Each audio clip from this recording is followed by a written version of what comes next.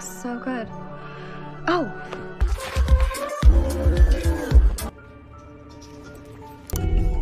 Let's bring this thing home. Hello दोस्तों, आज की हमारी मूवी एक एंथोलॉजी मूवी है जिसमें हम 5 कहानियों को समझेंगे। सभी कहानियों को एक होस्ट कर रहा होगा और अलग अलग कैरेक्टर्स सभी स्टोरी पर हमें अलग अलग सीख देंगे। पहली कहानी शुरू होती है और हम देखते हैं कि बर्ट और उसकी वाइफ नोरा अपने घर पर अपने दोस्तों के लिए एक गेम नाइट रखती है। सभी वहाँ पर गेम्स खेलकर और डांस करके पार्टी को एंजॉय कर रहे थे। तभी वहाँ पर बर्ट के दोस्त ये कह रहे थे कि that's what she said. Bert को समझ नहीं आ रहा था कि ये शी कौन है और वो इसके बारे में अपने दोस्तों से पूछ रहा था, लेकिन उसके दोस्त तो उल्टा उसी की बात से शॉक्ड थे कि बर्ट को शी कौन है ये नहीं पता। अब पार्टी खत्म होने तक बर्ट शी कौन है इस बात से कंफ्यूज था और रात को वो इंटरनेट पर भी शी को सर्च करता है, लेकिन उसे वहाँ पर भी कुछ जानकारी नहीं मिलती है। अब अगले दिन मॉर्निंग वॉक करते टाइम शी कौन है ये बात सोच सोच कर बर्ट रास्ते की हर लड़की को घूर घूर कर देख रहा था और ये शी कौन है इस बारे में सोचकर बर्ट ने अपनी हालत बहुत ख़राब कर ली थी। नोरा आकर देखती है तो घर का पूरा सामान बिखरा हुआ था और जब नोरा कहती है कि दैट्स व्हाट शी सेड और इसे सुनकर बर्ट गुस्सा होकर नोरा पर चिल्लाने लगता है, यहाँ तक कि वो नोरा के हाथ बेसिन के होल के अंदर डालने वाला था। लेकिन तभी डोर पर उनके फ्रेंड्स पार्टी के लिए आते हैं जिनको देखकर बर्ट रुक जाता है। पार्टी में सभी तो एंजॉय कर रहे थे, लेकिन बर्ट बहुत अजीब तरीके से बिहेव कर रहा था। बर्ट उठकर एक लड़की का मास्क पहनकर लड़की बन जाता है और सभी दोस्त और नोरा बर्ट के इस बिहेवियर से हैरान थे और इसके बाद में नोरा 911 पर कॉल कर देती है। कुछ ही देर में पुलिस और हॉस्पिटल के लोग बर्ट को बांधकर एम्बुलेंस से हॉस्पिटल में ले जा रहे थे और एम्बुलेंस के अंदर हॉस्पिटल के 2 स्टाफ बोलते हैं दैट्स व्हाट शी सेड, जिसे सुनकर बर्ट का दिमागी संतुलन पूरी तरीके से बिगड़ जाता है और वो जोर से चिल्लाता है। और पहली कहानी यहीं पर एंड होती है। दूसरी कहानी शुरू होती है एडना से, जो कि अपनी लाइफ में बहुत अकेली थी और उसको हमेशा से ही यही चाहत थी कि उसके पास भी कोई बॉयफ्रेंड हो जो कि उसके साथ में हर समय रहे। एडना के सभी दोस्तों के भी बॉयफ्रेंड थे और एडना के दोस्त लूसी और एलिस जब भी उसे मिलती थी तो वे अपने अपने बॉयफ्रेंड्स के बारे में ही बातें किया करती थी, जिस वजह से एडना को और भी ज़्यादा अकेला महसूस होता है। अब एक दिन थक हार कर अकेलेपन में एडना ब्रिज से कूदकर अपनी जान देने जाती है। तभी उसे किनारे में कुछ दिखता है। एडना उस चीज़ के पास जाती है और उस बैग को पानी से बाहर निकालती है। बैग खोलने पर वो देखती है कि उसके अंदर एक मर्द की डेड बॉडी है, जिसे देखकर एडना मुस्कुरा देती है। एडना उस लाश को अपने घर में लेकर आती है और उस लाश को रिकी नाम देती है। उस लाश के साथ में वो बिल्कुल एक बॉयफ्रेंड की तरह बिहेव करती है और वो उस लाश के साथ में खाना खाना, टीवी देखना, डांस करना, रोमांस करना, यहाँ तक कि वो उसके साथ में बातें भी क्या करती थी। एडना ने उस लाश को अपना आइडियल मैन मान लिया था। उसे ऐसा ही बॉयफ्रेंड चाहिए था जो कि ज़्यादा बातें ना करे और बस उसी की सुने। उसको वैसा ही बॉयफ्रेंड मिला। एडना के लिए वो लाश भले ही जिंदा नहीं हो, लेकिन एडना अपने अकेलेपन को दूर रखने के लिए उसे जिंदा रख रही थी। फिर अगले दिन एडना उसी लाश को लेकर अपने दोस्तों से मिलने के लिए रेस्टोरेंट में जाती है। लूसी और एलिस को एडना बताती है कि वो लाश ही उसका बॉयफ्रेंड है और उस लाश को देखकर लूसी और एलिस बहुत ही ज़्यादा अनकंफर्टेबल फील कर रहे थे।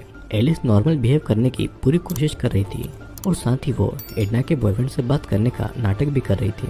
एडना का तो यही कहना था कि उसका बॉयफ्रेंड थोड़ा शर्मीला है और इसीलिए वो ज़्यादा कुछ नहीं बोलता है।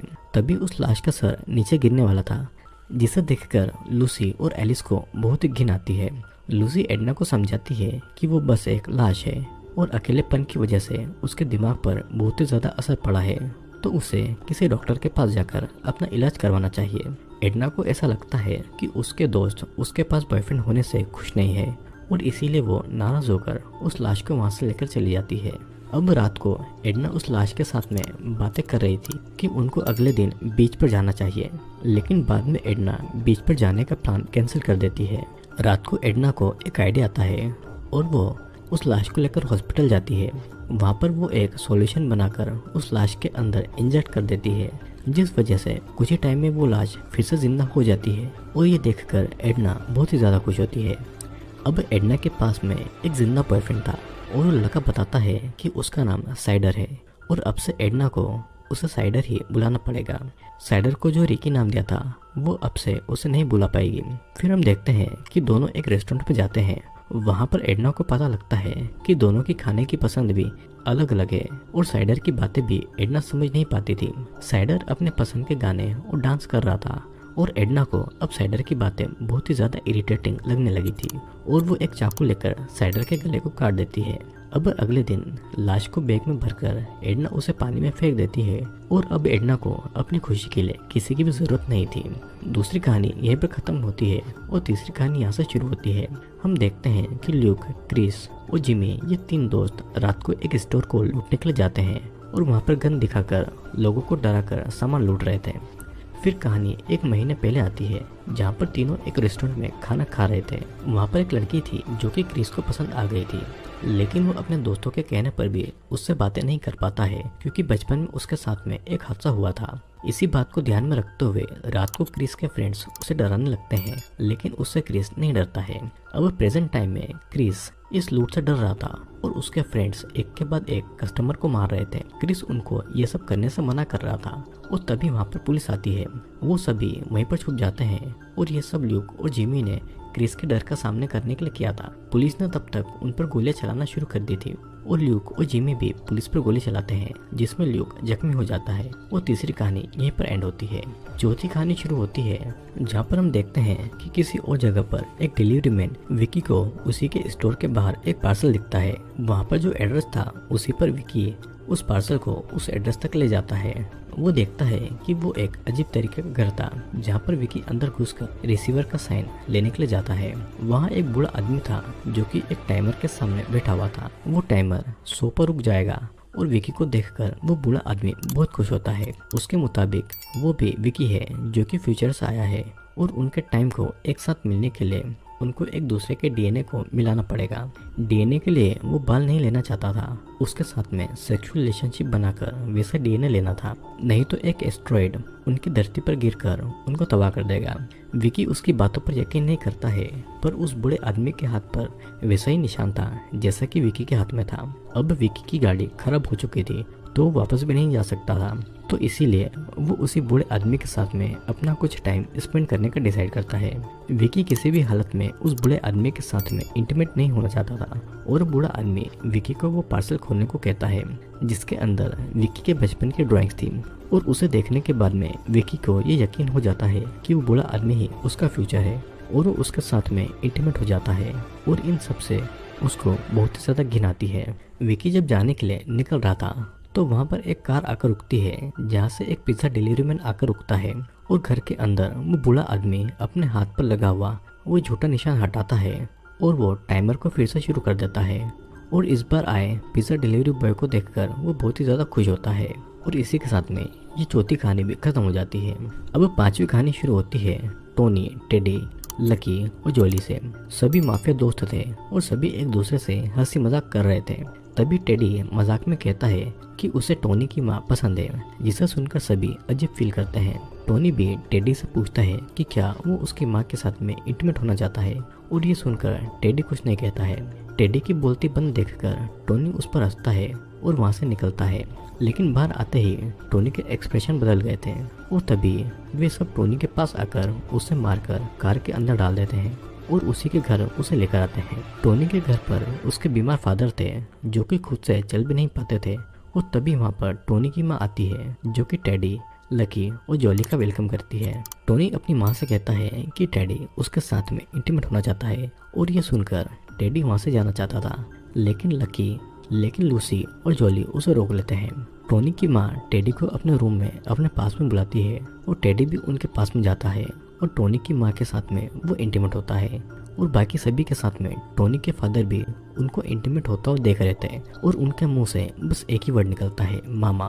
ये कहानी भी यहीं पे खत्म होती है और अगली कहानी शुरू होती है जिसमें सैम और एशली अपनी ब्लाइंड डेट पर जाते हैं।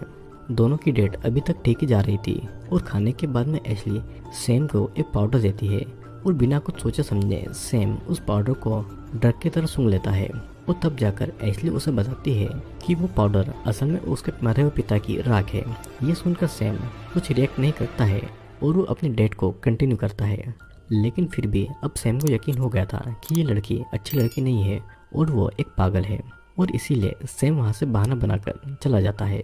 अब अगले दिन सैम का बिहेवियर काफ़ी चेंज हो चुका था और यहाँ तक कि उसके बाल भी अब झड़ रहे थे और उसकी आंखें भी अब काली पड़ गई थी। अब उसी टाइम एक टीनेजर भी सैम को चिढ़ाकर कार में चला जाता है और सैम उस टीनेजर का पीछा करता है। एक जगह पर वो कार रुकती है और तब वो टीनेजर कार से बाहर आते हैं और सैम का मजाक बनाकर उसका वीडियो बना लगते हैं। सैम कार से बाहर आता है लेकिन वो खुद के पैर पर खड़ा भी नहीं हो पा रहा था, जिस वजह से वो सैम की और भी ज्यादा हंसी उड़ाते हैं। सैम फौरन एशली के घर पर जाता है और उसे पता था कि एशली की वजह से ही उसके साथ में कुछ बहुत बुरा हुआ है।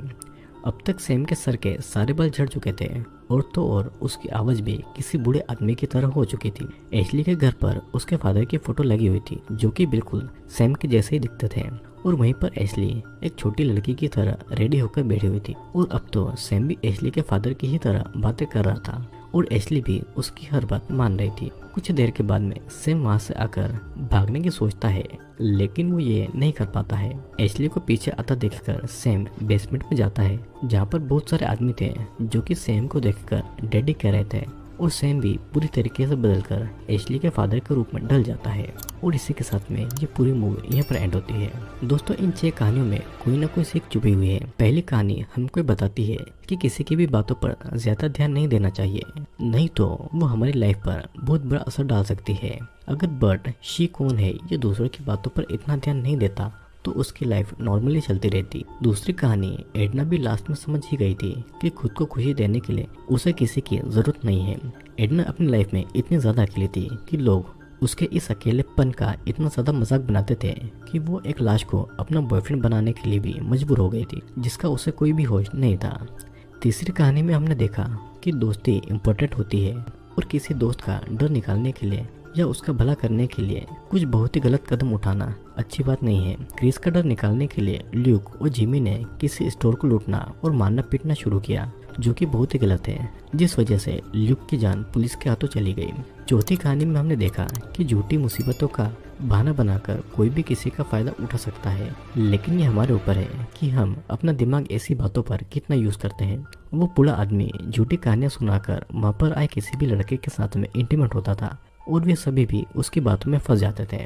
पांचवी कहानी में हमने देखा कि मजाक मस्ती भी टाइम और लोगों को देखकर करनी चाहिए, नहीं तो वही मजाक एक दिन हमारी लाइफ को मजाक बना सकता है। टेडी ने मजाक में बोल तो दिया था कि वो टोनी की माँ के साथ में इंटीमेट होना चाहता है और वो इंटीमेट हो भी गया, लेकिन टोनी के फादर के बिहेवियर से हम जान पाते हैं कि इंटीमेट होने के बाद टेडी के लिए एक बड़ी मुसीबत वेट कर रही थी। छठी और आखिरी कहानी में हमने देखा कि किसी अनजान की दी हुई किसी भी चीज को नहीं खाना चाहिए। मस्ती मस्ती में सैम वो पाउडर खा तो गया, लेकिन उस पाउडर को खिलाकर एशली ने सैम के अंदर एशली ने अपने मरे हुए पिता को फिर से जिंदा कर दिया। तो दोस्तों ये थी 6 कहानियाँ जो कि मैं आशा करता हूँ कि आपको बहुत पसंद आई होगी। वीडियो आपको पसंद आया हो तो वीडियो को लाइक और हमारे चैनल को सब्सक्राइब जरूर कर देना, क्योंकि मैं आपके लिए और भी बहुत ही इंटरेस्टिंग वीडियोस जल्दी लेकर आने वाला हूँ। और अब हम मिलेंगे अगले वीडियो में।